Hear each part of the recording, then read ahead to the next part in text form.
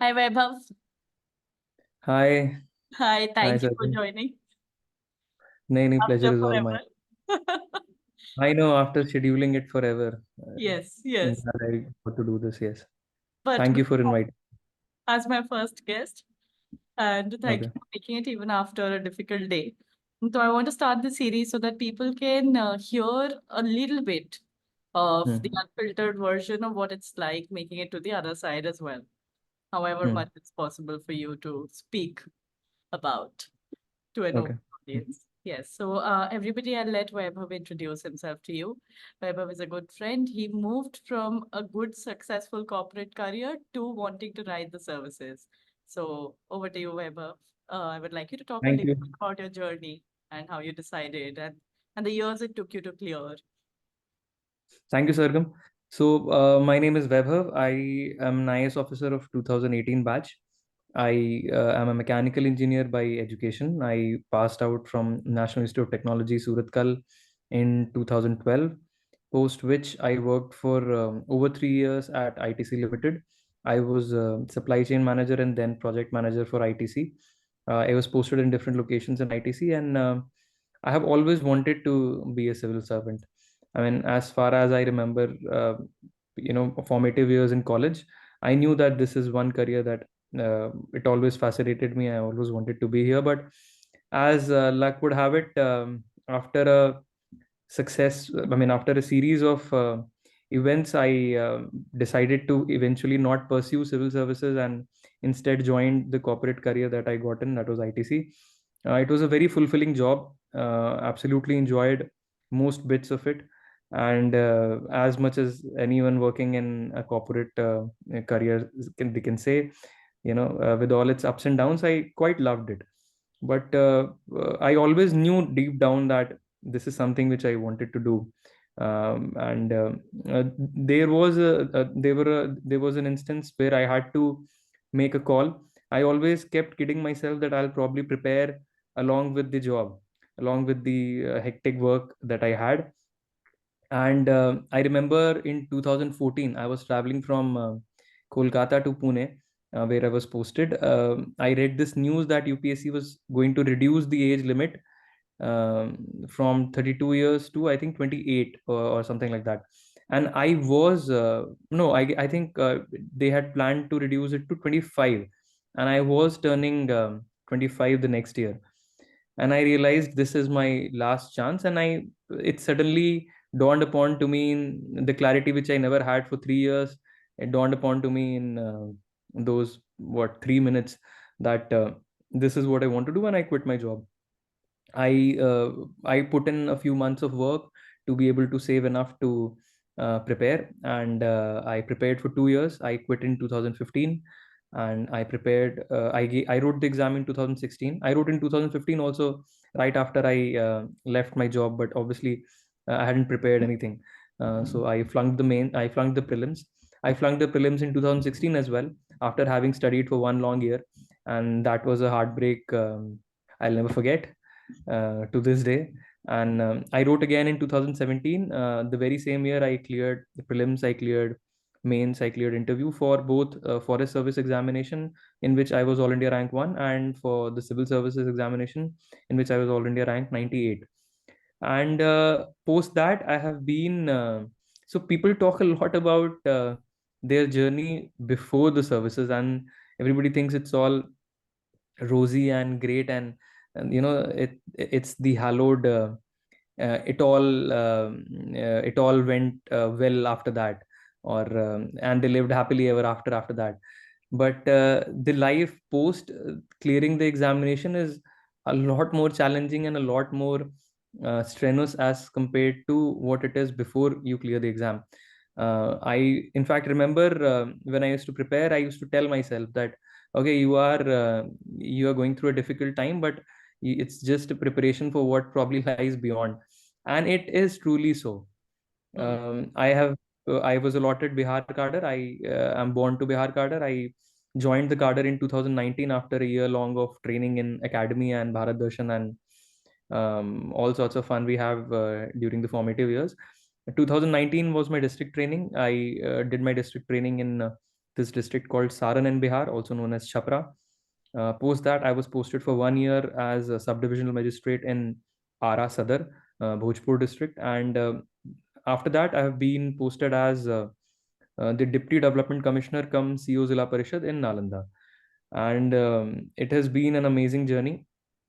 I remember having started up in college as well. I had a biodiesel manufacturing startup, and I remember back then I was a super confused kid in college. I didn't know I wanted to do a if I wanted to pursue my startup, if I wanted to take up the job offer that I had at ITC, or if I wanted to prepare for civil services.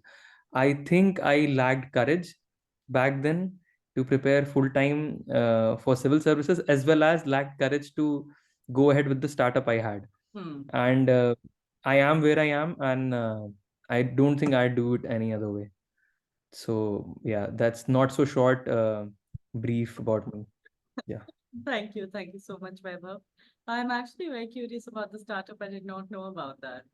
Um, We never got around to talk about that ever, I guess. yeah, Yeah.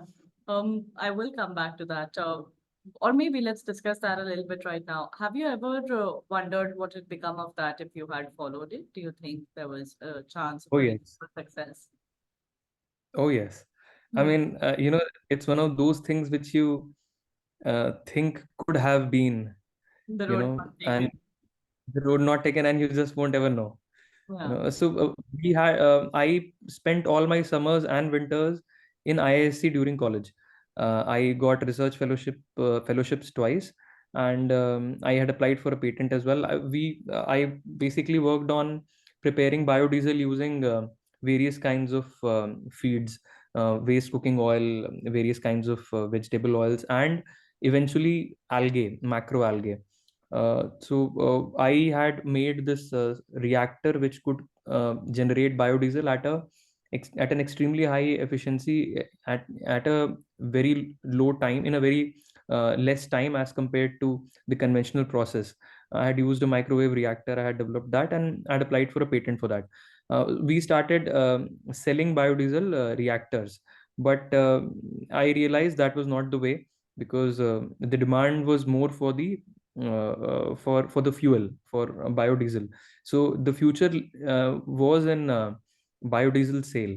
In fact, the government has also mandated blending up to a certain level. Even now, biodiesel is being blended with diesel as we speak. Mhm. So that's a great career, honestly. But what had happened there was, you need to have enough supply of the raw material as well. The cooking oils, the amount of oil that is there in the seeds is roughly around 30%, and it does not and the cost of production because of which is extremely high. So, in my understanding back then, the future lay in generating the feedstock as well, which should have been macroalgae, which had a very high content of oil in it, by volume or weight basis. So, up to 60%, 70% in some cases. The future lay in, and even till this day, I believe, is in developing photobioreactors which can mass produce these algae, which can then be converted into biodiesel using my reactor. But there was a leap of faith there, and it was an uncertain bet, obviously, and which I had little knowledge of. Understanding the species, identifying the species of macroalgae which would be the right suited species to generate this oil, and developing photobioreactors, which would have taken good amount of research to generate these algae, and then we could have probably gone into the retail sale. So this friend of mine with whom I had started up, Ashish, he was my batchmate in college, my classmate in mechanical engineering department. He interestingly got an admit from IIM Ahmedabad. Okay, I got a job at ITC, paid really well, and so we both were probably kidding ourselves. We both thought, okay, why don't we do this? You do your corporate job for a year, and I'll for a year or two gain experience, develop a network, and I'll go do my MBA, and then we'll both come together and do this startup. I think deep down, even then, we were both probably evading Hmm. committing to this. And I don't know what, I mean, I do spend time thinking about what could have been. Even till this date, me and Ashish, we both sometimes think that we were not courageous enough, or we didn't take that leap of faith. But yeah, so What does you Ash make. So Ashish, after IIM Ahmedabad, he had started a right to education resource center in IIM Ahmedabad. He was a part of that, and he did not take up a corporate job. He worked with education startups, and he is with them till this date. Me and Ashish also used to teach back in college. We used to teach kids for JEE and AEEE. I did JEE and AEEE entrance exams. I used to teach chemistry. He used to teach physics. So we also used to, have these ideas that we'll someday open up a school or a coaching institute where we'll teach kids. He went along with it. He, in fact, did start something in Ahmedabad, but then COVID hit, and there were circumstances. Education loan is also a big reality. So he had to take up a job, and he's with a ed tech company right now in Bangalore. Yeah. Okay. Thank you, Vaibhav. It was very interesting to learn about your startup journey and the fact that you still think about it. Thank you for being honest with the audience about that as well. No matter what you end up doing, there'll always be trade-offs that we make in life, and I think it's impossible to not think about the roads that we have left behind. So it's Yeah. also a mental training of sorts to not torture ourselves too much over the paths not taken or the paths that have not worked out also. Not Uh, beat ourselves over it. yeah. We make a decision, we live with it. Yeah. So yeah. Okay. Could you talk a little bit about the professional challenges that you think the job comes with? Because you mentioned about it in our conversation over the phone, that the Hmm. job is much more challenging than many people believe it'll be. So, a little bit of light, whatever you can talk about. Okay. So there are quite a few dimensions of this job which are very different from a lot of other careers. It's an extremely dynamic, evolving job. The kind of stakeholders that you work with, the general public, the political establishment, the legislature, your own seniors in in the service, the uh, the people who work with you, who report to you in the service or in in the administration. There are a lot of stakeholders to work with, and there are a lot of different kinds of expectations of each of these stakeholders, and the pressure for delivery is immense. So whenever I hear anybody kid about how government jobs are easy, or how people don't work in the government, I get it gets very personal, and it feels very hurtful, because you are working so hard, day in day out, night in night out, that few people seem to appreciate. The challenges are immense. The expectations are immense. People expect the kind of with the kind of political and social awareness and economical awareness which people have these days. There is a huge pressure to perform. Every single person is due something, and the rights and the privileges that every single citizen rightfully deserves. They also expect you to deliver it to them right away. So when you have to meet 50 people, 100 people a day, all coming to you with their grievances, very rightful grievances too in a lot of cases, but in a lot of cases not so much maybe. They expect delivery, they expect work to be done. They also sometimes do not appreciate that there is a system which works very systematically, very in a very organized manner in most of the cases, but it also limits your space of execution, your pace of decision making. um, uh, that aspect, that part, a lot of people don't really understand. A lot of people, most of the citizens, a lot of people who are senior to you in the service, a lot of people who you report to, or the political public representatives as well. So therein, setting the right expectations, setting the right timelines, it is a huge challenge. The team that you work with, You imagine it's a job of 100 people, but you are given only 20 to deliver that particular job. That's a huge reality in the government. The establishment and the challenges because of the training needs or the capabilities or the general working environment, they limit your delivery. So you have to set your own expectations according to that. You have to keep pushing. This is one thing I've always believed. In the government, in my very little experience, I think it takes endless energy, endless enthusiasm, and a huge deal of constructive impatience. You have to keep going at it. You have to keep doing things, reminding people of the things you want done. You have to keep following up for every single thing. The level of details which you need to get into regarding various domains, it's extremely complex. It's extremely fine, and you are expected to know all of that, because you are expected to lead, and to be able to lead a team towards these deliverables, it's actually a huge challenge. A lot of things that you do, you are doing them for the first time. You do not know what is the right way. You have to follow your gut. You have to follow your administrative acumen, which you develop over a period of time. That's a huge challenge. uh, and again, you are expected to be available all the time. There are natures of profiles. There are different profiles like subdivisional magistrate. You're expected to be available round the clock because you're responsible for law and order in your particular subdivision, or when you are a district magistrate in the entire district. And that is a huge responsibility. You're expected to be available on phone all the time. My phone doesn't stop ringing.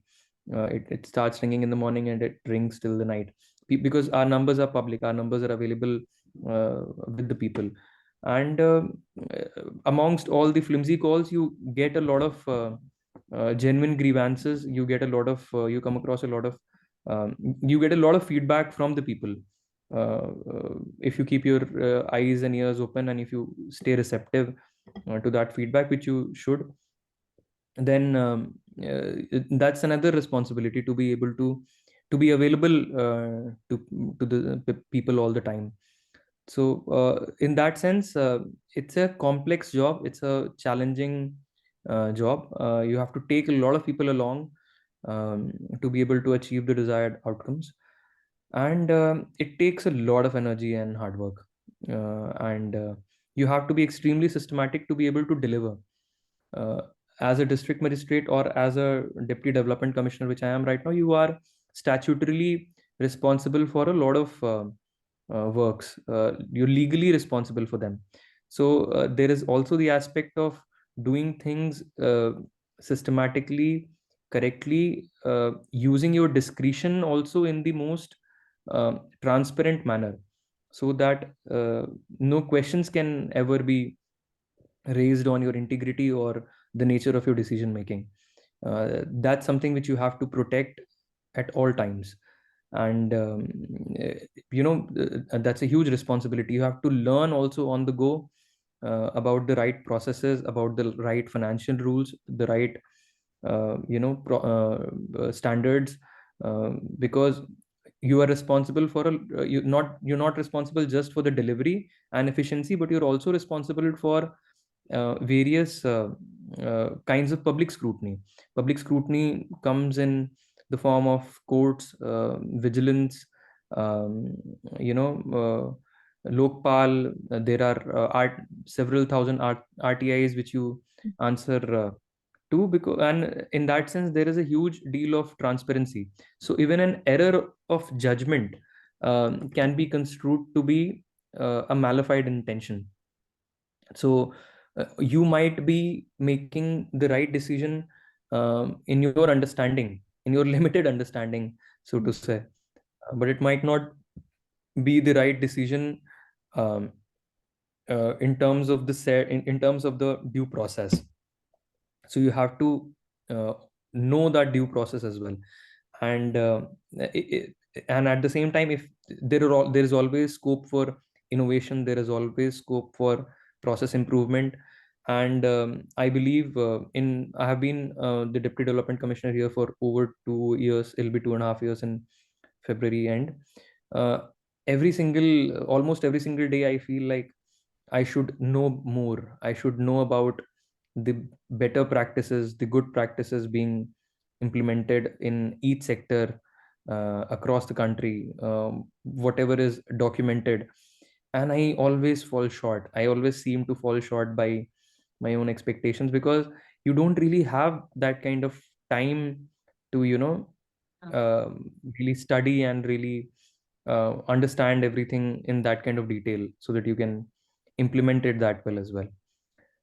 So yeah, this is but again, it's all the challenges aside, I think I won't do anything else in life. I I mean, know. I'm aware. yeah. You find the job immensely satisfying as well at the same time. Yes, yes. And the impact, you always wanted to make an impact on the lives of real people.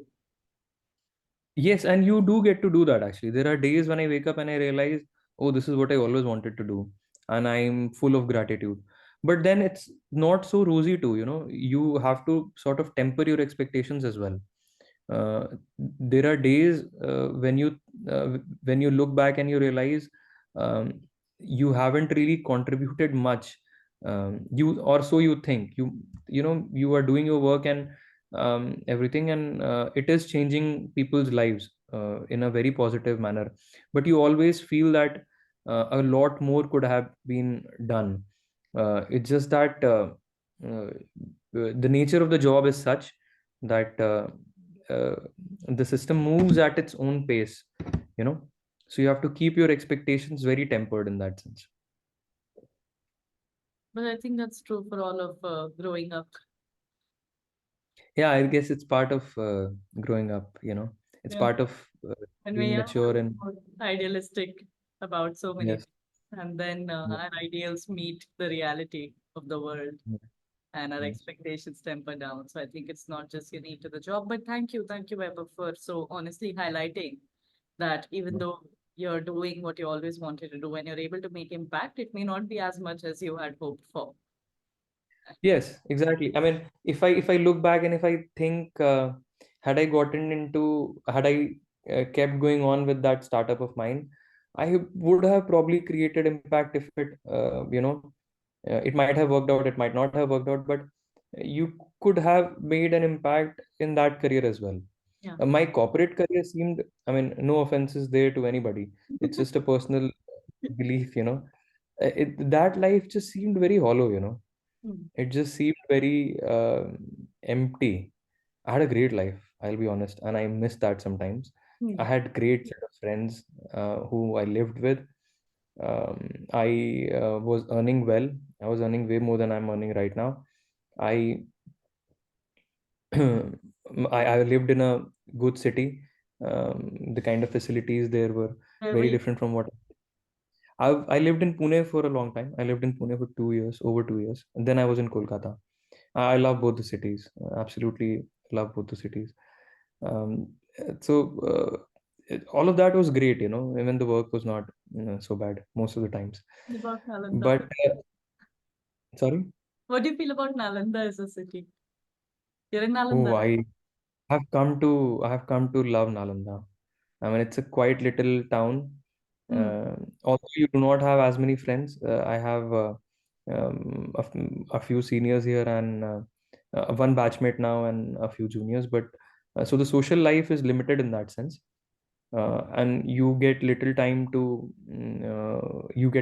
leisure. But it's a beautiful place. It's a historically it's so rich, and there are amazing avenues of trekking each weekend. um, we love running, we love trekking, and I love cycling. So it's a great town to be in, really, although you might not have a great urban life, Hmm. so to speak, but otherwise it's not so bad. I mean, it's just that I think over a period of time you get accustomed to, you accept the reality you live in. So in that sense, I have come to appreciate this. It's a little quiet life, and I like it. I like it now. Good, good. I like that because on the phone, you also wanted to tell people a little bit about the sacrifices one has to make in terms of personal life and quality of life. Yeah.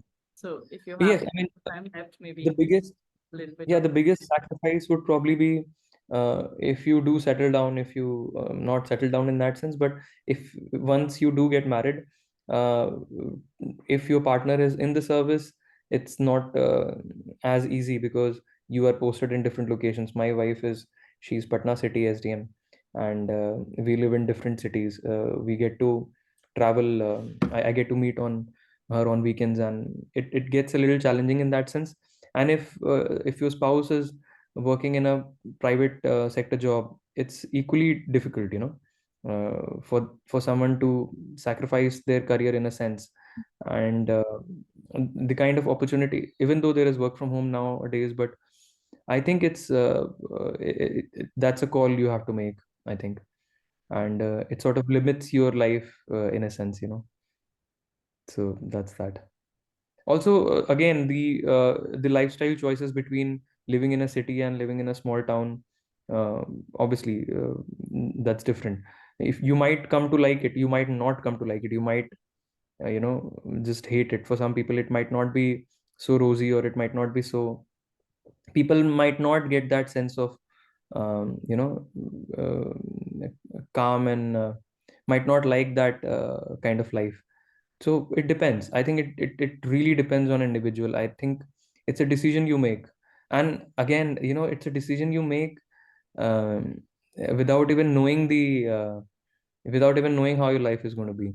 So if you start preparing, and if you might just not really like the kind of life you get to live, because early on in your career you are posted in smaller towns, in smaller districts. So it might not be for everyone. That's all I would say. Yes, thank you, Vaibhav. Thank you so much for telling us about the trade-offs that one might have to make while going for the service. Is there No. parting words you have for the audience today? I mean, see, I'd only say that it's a if my target audience is people who are preparing for the service, I'd only tell this to them that, if you think that what you're going through right now is tough, please be prepared, because please note that you're being prepared for something which is a lot more tough after you do clear the exam. And the life is absolutely not easy. The job is punishing. The job gets very frustrating at times, but if this is the career you have always wanted to be in, if you find the diverse nature of the job satisfying, um, if when you do some good and you see that impact in front of your eyes, if that is any sort of any little drive for you, then I think this is the career for you to be in. But also, if you do not get to make it, Right. What if because the target audience is people who are watching this? So, because they want to maybe move on from preparation, maybe they have a few attempts left, but they want to move on because they're done preparing. They, for whatever reason, but they're feeling a sense of remorse or guilt or shame at leaving behind there something. is no sense of to that. There is there can't be an iota of shame or guilt or remorse.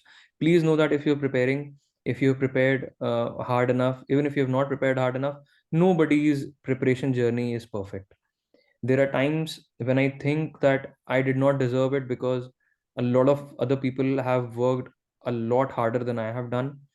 There are a lot of people who were way smarter than I can ever be, who knew a lot more than I ever did.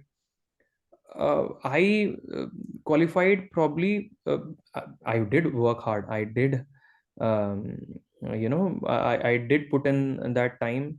I did work hard, but also uh, I think I got lucky too. I mean, I wrote that exam, and it's a fairly detailed and a fairly thorough exam. A lot of people who did not make it, they were probably way better than me.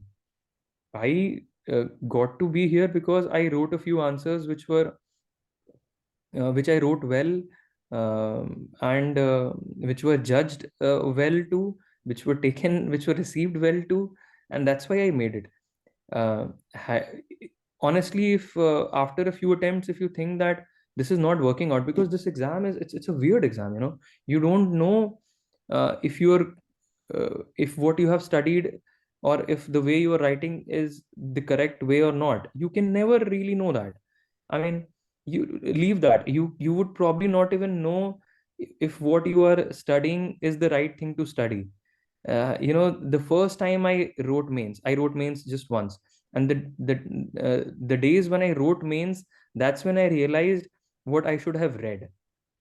You know, so and what I should have left. So it's absolutely a matter of chance.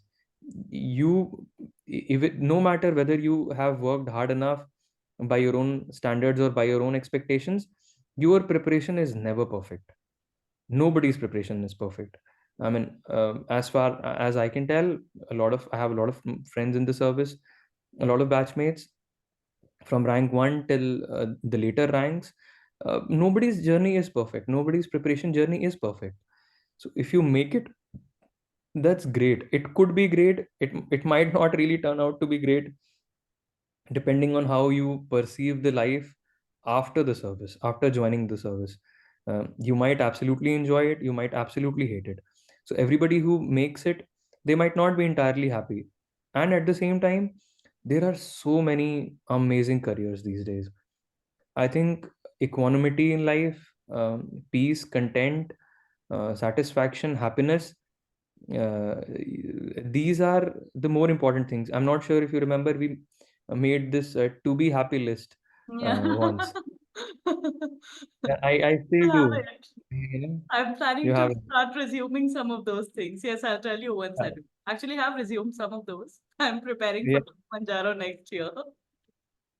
Kilimanjaro finally is happening. So Hopefully, next year. Yeah, yeah, I mean, being happy is absolutely not related with being in the service. You might be here and you might not be happy. Yeah, looking back, if I would have probably, if I had some courage, if I had continued with the biodiesel passion that I had, I might have done well. I might have been very happy. I might have been happier than I am right now. But you would never know that. correct. So I guess there is no, I don't think there should be any sense of remorse, guilt, shame, regret, because our lives take us where they do. And And believe me, I mean, everybody makes it, everybody becomes successful eventually. I have friends who did not clear the exam. They are doing immensely well. Some of them, they joined MBA, they joined IIMs, some of them joined other MBA colleges, got good jobs, are living in great cities, are having times of their lives, and have a great family life too, and they're very happy. They're absolutely happy. They might once in a while maybe say that, oh yaar, agar ho gaya hota to, but theek hai, nahi hua, but the life that you have right now is also great, you know. So this is all I'd leave them to with, you know, that thank make you. a decision. If you're preparing, if you make it, great. If you don't, that's fine too. That's absolutely fine. Thank you. Thank you so much, Vaibhav. And I think I agree with you, where you earlier also said that at one point you have to make peace with and accept where you are right now and the choices you've made and live with them.